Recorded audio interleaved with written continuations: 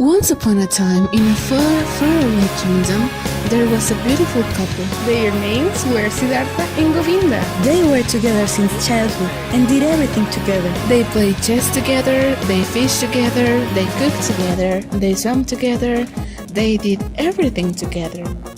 They showed their affection for each other every day because they were really in love.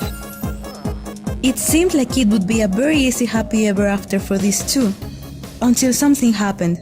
Baljit, Siddhartha's father, was casually strolling in the neighborhood when he saw Govinda in the park with a very strange-looking woman. He thought it was just an illusion, but he suddenly realized that she was an alien. He didn't like what he was seeing, so he started to spy on them. After a while, he understood that the alien was, in fact, Govinda's mother. He felt so outraged that he left the place and went straight in search for his son at home. When he finally found his son, Baljit told Siddhartha the truth about Govinda's family, and that he wanted the relationship to end because Govinda was related to aliens. Siddhartha felt conflicted and ran into his room to cry and think about what he was going to do. The next day, Govinda went to Siddhartha's place like always. He quickly noticed that something was different and asked Siddhartha about what was going on while he was preparing dinner. Siddhartha tried to speak to him normally at first, but then he confessed what his father told him. While talking, Siddhartha let Govinda know that he would have loved him even if he had known about Govinda's situation, that their love would have survived under any circumstances.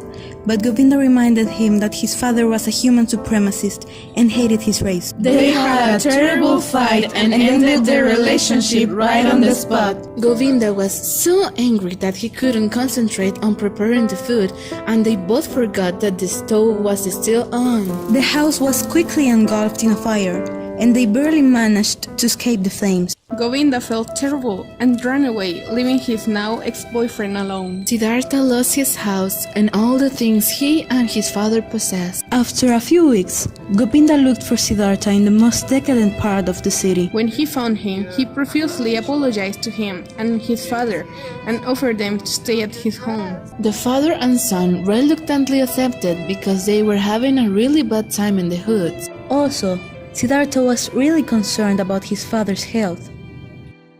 In Govinda's house, they met Kamala, Govinda's friend, who came to visit him from another city.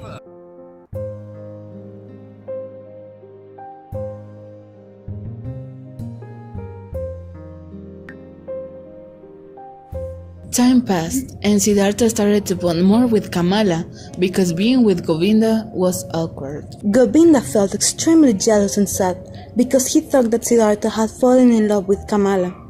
Also, he thought that Siddhartha forgot what they had made together and the love they felt. Govinda became depressed and was starting to have a drinking problem.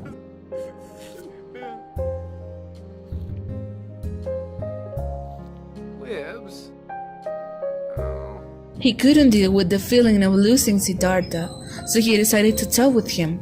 But when he found him, he was hugging Kamala. Govinda felt his heart tearing into pieces. He then realized that he couldn't live without Siddhartha, so he went to the river to commit suicide. Siddhartha found the note that Govinda had left him before going to the river. When he read it, he ran to where Govinda was, guided by the water's voice.